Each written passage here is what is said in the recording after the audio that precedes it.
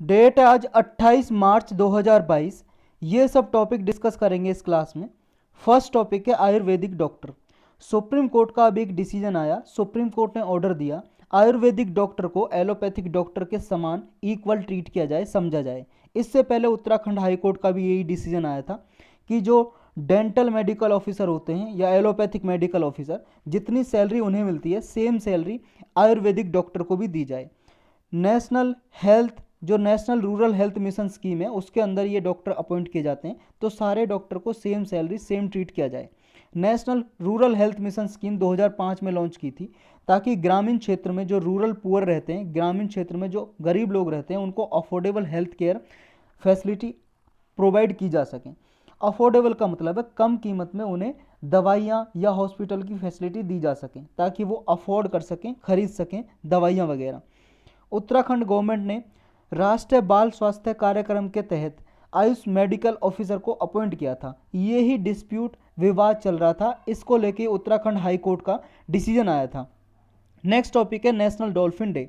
ये प्रीलिम्स और GS paper 3 के लिए इंपॉर्टेंट है। एनवायरनमेंट मिनिस्ट्री ने अभी ये इन्फॉर्म किया है, सूचना दी है, अक्टूबर 5 को, हर साल 5 अक्टूबर को नेशनल डॉल्फिन डे सेलिब्रेट किया जाएगा इस साल से। क्यों? ताकि डॉल्फिन की कंजर्वेशन को लेके अवेयरनेस फैलाई जा सके।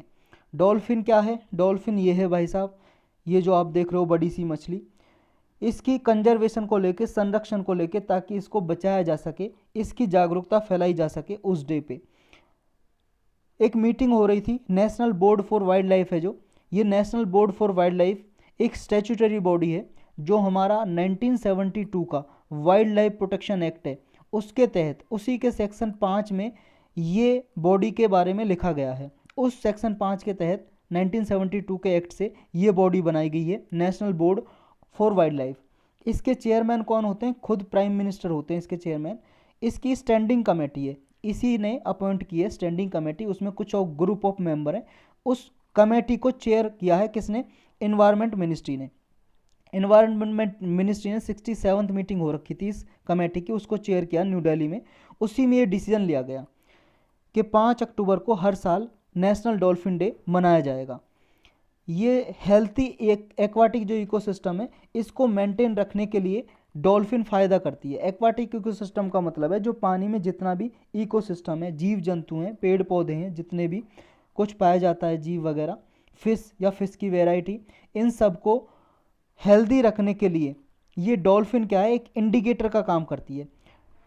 अगर मान लो एक्वाटिक इकोसिस्टम अच्छा है, हेल्दी है, तो डॉल्फिन की पॉपुलेशन भी अच्छी खासी होगी वहाँ पे, तो एक तरह से संकेत देती है कि वहाँ की इकोलॉजिकल या इकोसिस्टम कैसा है, एक्वाटिक इकोसिस्टम। हमारे देश का जो एक्वाटिक एनिमल है वो कौन है? गैंगटिक डॉल्फिन है। देखो डॉल्फिन भी कई तरह की पाई जाती हैं। गैंगटिक डॉल्फिन है, एक म्यांमार की डॉल्फिन पाई जाती है, हमारे इंडिया में उड़ीसा में पाई जाती है साल्ट वाटर डॉल्फिन। जो गैंगटिक डॉल्फिन है ये फ्रेश वाटर की डॉल्फिन है, ये ताज़े पानी में, यानी कि खारा पानी नहीं होना चाहिए, साफ पानी, ताज़े पानी में पाई जाती है। गैंगटिक डॉल्फिन सिर्फ गंगा रिवर में ही नहीं मिलती है, गंगा रिवर, ब्रह्मपुत्र रिवर, आसपास के और रिवर में भी मिलती है। और ये हमारा इंडिया का नेशनल एक्वाटिक एनिमल है। ये यूपीएससी पूछ चुकी है गैंगटिक डॉल्फिन के बारे में भी। International union for conservation of nature, IUCN की जो रेड लिस्ट है उसमें ये एंडेंजर्ड कैटेगरी में आती है। आईयूसीएन के बारे में हम बहुत बार पढ़ चुके हैं, अब तक तो आपको याद हो गया होगा क्या है ये। इसके बारे में इन्वायरमेंट की प्लेलिस्ट में लेक्चर भी बना हुआ है। World wild life fund for India है जो, और उत्तर प्रदेश की गवर्नमेंट, इन दोनों ने मिलकर फॉरेस्ट डिपार्टमेंट असेसमेंट किया था 2012-2015 के बीच में। इन्होंने बताया कि 1272 डॉल्फिन है हमारे इंडिया में। कौन कौन सी रिवर में पाई जाती हैं गंगेटिक डॉल्फिन? अभी गंगेटिक डॉल्फिन की बात हो रही है। ये गंगा, यमुना, चंबल, केन, बेतवा, सोन, शारदा, गरुआ, ये घाघरा, गंडक, राप्ती, इन सारी रिवर में पाई जाती है। Australia defence space command agency, ये प्रीलिम्स और जीएस पेपर 3 के लिए इंपॉर्टेंट है। ये ऑस्ट्रेलिया ने बनाई है अपनी एक डिफेंस स्पेस कमांड एजेंसी। ये मान लो स्पेस के लिए एक मिलिट्री फोर्स, ये समझ लो। ये ऑस्ट्रेलिया ने अनाउंस की है और जनवरी में अनाउंस की थी, और मार्च 2022 से ही काम करना इसने स्टार्ट कर दिया है। रसिया और चाइना को काउंटर करने के लिए ऑस्ट्रेलिया ने ये स्पेस कमांड एजेंसी बनाई है, क्योंकि रसिया चाइना भी स्पेस में ऐसी कमांड एजेंसी पे कुछ काम कर रहे हैं।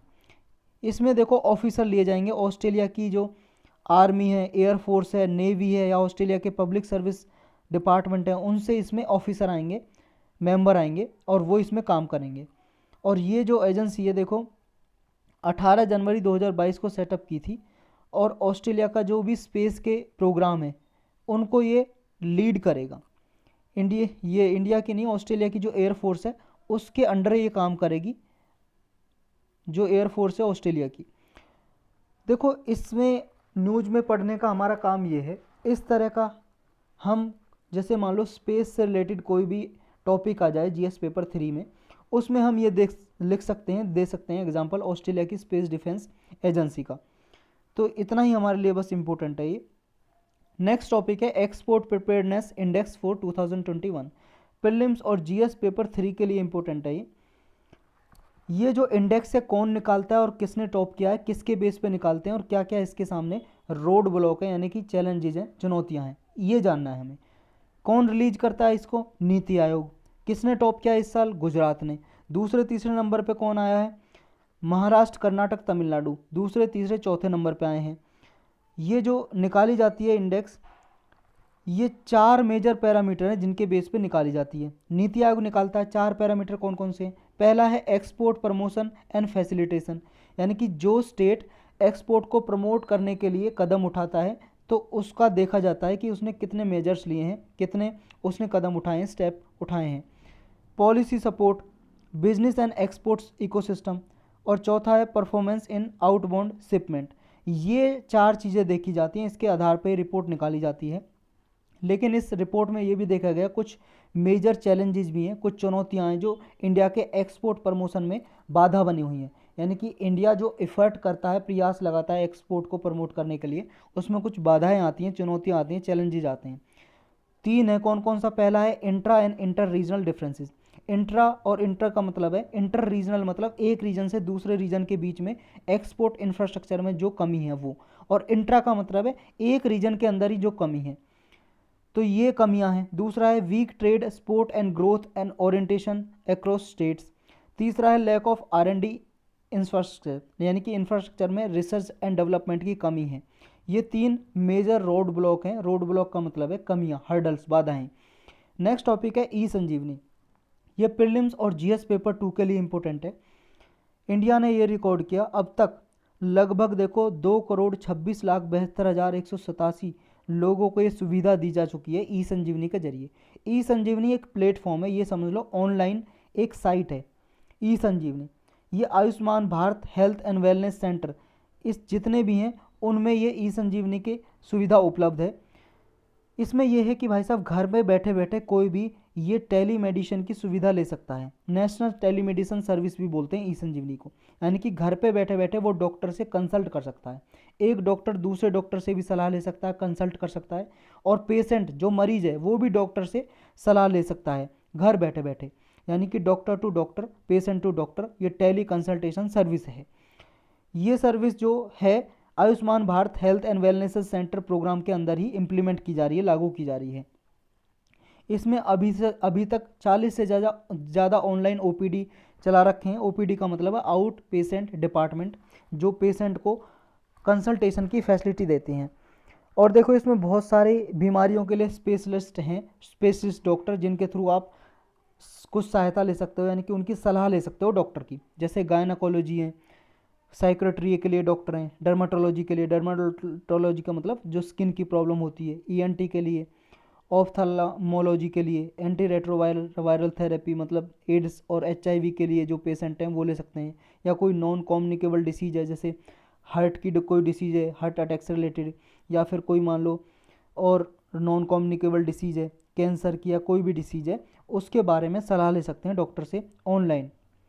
जो ई संजीवनी ओपीडी है, ये देखो अब इसके ज़रिए आप कॉल करके घर बैठे बैठे आयुष्मान भारत हेल्थ अकाउंट बनवा सकते हो अपना। ये हेल्थ अकाउंट देखो आयुष्मान भारत डिजिटल मिशन है, उसके अंदर ये फैसिलिटी प्रोवाइड की जा रही है। इसके ज़रिए आप अपना ऑनलाइन अकाउंट खुलवा सकते हो। इसमें सारी इन्फॉर्मेशन आपकी उपलब्ध होगी, आपने कब इलाज कराया, अब सारी इन्फॉर्मेशन इसमें रख सकते हो और एक अकाउंट बन जाएगा। जब भी आप किसी डॉक्टर के पास जाओगे बस अपना अकाउंट बताओगे और वो देख लेगा कि आपने कहाँ कहाँ से कब दवाई ली, किस डॉक्टर से ली, कौन सी दवाई आपको सूट करती है, कौन सी रिएक्शन करती है, उसमें सारी डिटेल होंगी। पहले आपका किस बीमारी का इलाज हुआ, किसका नहीं हुआ, तो इसको देख के आगे डॉक्टर आपका ट्रीटमेंट अच्छे से कर सकेगा। तो ये भी फैसिलिटी है ई संजीवनी में, कॉल करके आप ये अपना अकाउंट खुलवा सकते हो। तो मेक इन इंडिया इनिशिएटिव का ही एक एग्जाम्पलिफिकेशन है ई संजीवनी, यानी कि हमारी इंडिजिनस इंडस्ट्रीज़ को डेवलपमेंट करने के लिए हेल्थ सेक्टर में एक प्रमोशन का काम करता है ये। नेक्स्ट टॉपिक है India's agriculture and processed food product export. ये प्रीलिम्स और जीएस पेपर 3 के लिए इंपॉर्टेंट है। इंडिया का जो एग्रीकल्चर का एक्सपोर्ट है ना, वो देखो जितना इस ईयर में 2021-22 से लेके 2021-22 का फाइनेंशियल ईयर वित्तीय वर्ष कब तक चलता है, 2021 के 1 अप्रैल 2021 से लेके 31 मार्च 2022 तक, ये फाइनेंशियल ईयर, ये टारगेट रखा था हमने जितना भी, उसका 90% हमने अचीव कर लिया है अब तक 11 महीने में ही।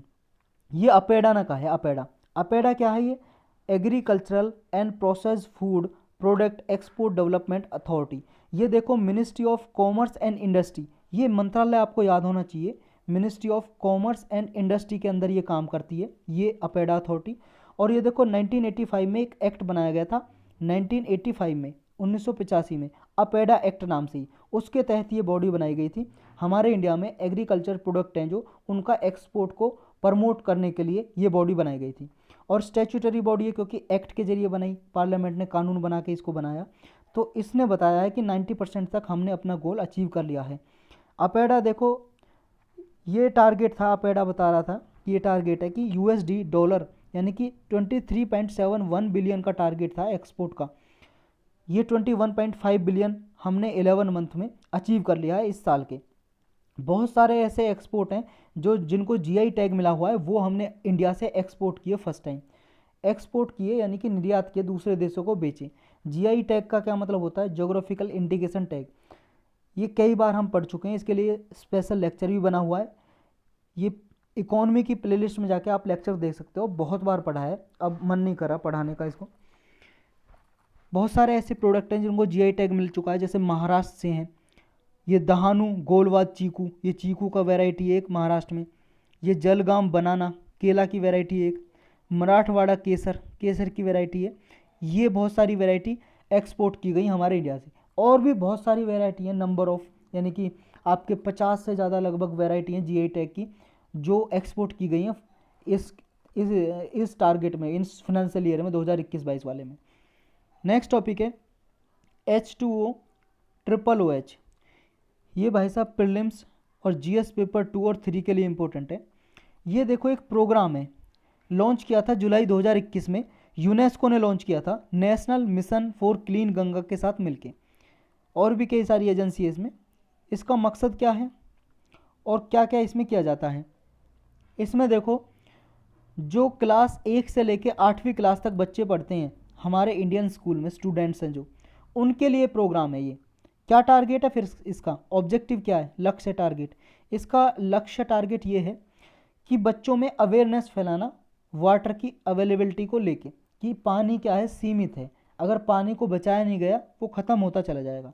तो इसकी कंजर्वेशन के लिए, सस्टेनेबल यूज के लिए, एक्सप्लॉयटेशन ना करें, इसका शोषण ना करें, वेस्ट ना करें वाटर को, इसके लिए बच्चों में अवेयरनेस फैलानी है।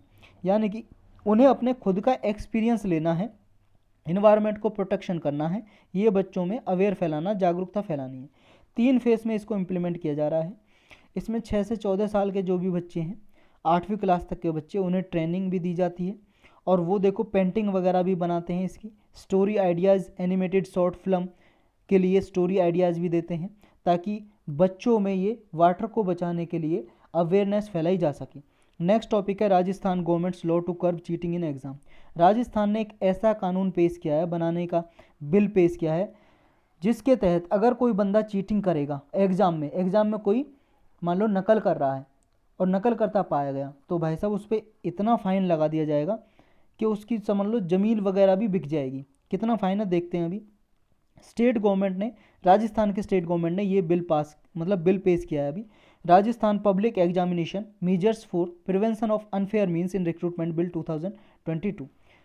ये जो भी एग्ज़ाम में अगर अनफेयर मीन्स को यूज कर रहा है, मीन्स का मतलब साधन, अनफेयर मतलब जो अनफेयर हैं, यानी कि जो ऐसे हैं इलीगल है, अवैध हैं, यानी कि आप नकल कर रहे हो, चीटिंग कर रहे हो अगर कोई बंदा, तो उसके लिए 10 ईयर की इम्प्रिजनमेंट है।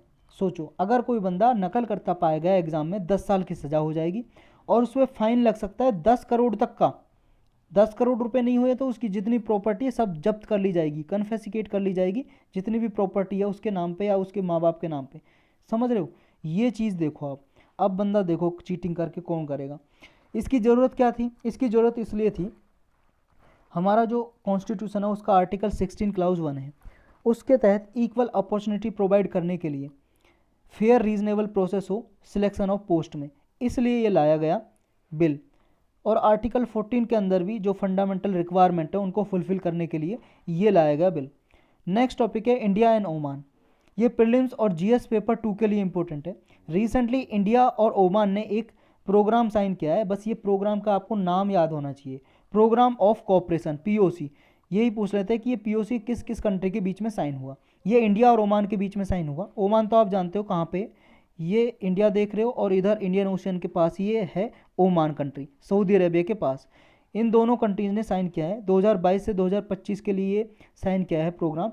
इसमें साइंस एंड टेक्नोलॉजी की फील्ड में दोनों कंट्री आपस में कोऑपरेशन करेंगी और बढ़ावा देंगी। साइंस एंड टेक्नोलॉजी से रिलेटेड जितने भी हैं हमारे, जितने भी फील्ड ऐसे हैं जो साइंस एंड टेक्नोलॉजी के दायरे में आते हैं, उनको प्रमोट करेंगे। 5 अक्टूबर 1996 को भी ऐसा कोऑपरेशन साइन किया गया था इंडिया और ओमान के बीच में, उसी को आगे बढ़ाया जाएगा। कौन कौन से एरियाज हैं, क्षेत्र हैं साइंस एंड टेक्नोलॉजी में, यानी कि पीओसी के अंदर, प्रोग्राम ऑफ कोऑपरेशन के अंदर? इसमें देखो दोनों कंट्री एक दूसरे का सहयोग करेंगी इन सारे एरियाज में, जैसे मेडिसिनल प्लांट या प्रोसेसिंग में, real time air quality monitoring में, इलेक्ट्रॉनिक प्लेटफॉर्म, जेनेटिक रिसोर्सेज से जो भी नॉलेज है उसको शेयर करने के लिए, जो small and medium size enterprises हैं इनके टेक्निकल एक्सपर्टीज़ के लिए, ताकि इनकी ग्रोथ को बढ़ाया जा सके। बायोफ्यूल, प्लास्टिक बायोफ्यूल और बायोडीजल की रिसर्च में, ताकि लो टेम्परेचर पे बायोडीजल प्रोडक्शन की जा सके। हाई वैल्यू प्रोडक्ट के लिए, जैसे ऑयल से जो प्रोडक्ट निकलते हैं, सॉफ्टवेयर डेवलपमेंट के लिए, या ब्लॉकचेन फिनटेक सॉल्यूशन के लिए, या ट्रेनिंग प्रोग्राम होगा बिग डेटा, कोडिंग, टेस्टिंग या स्टेम टीचिंग के लिए, science, technology, engineering and mathematics के लिए। तो जितने भी ये साइंस एंड टेक्नोलॉजी से रिलेटेड जितने भी फील्ड हैं, इनमें एक दूसरी कंट्री कोऑपरेट करेगी। देखो इंडिया और ओमान के बीच में मिलिट्री एक्सरसाइज भी होती हैं।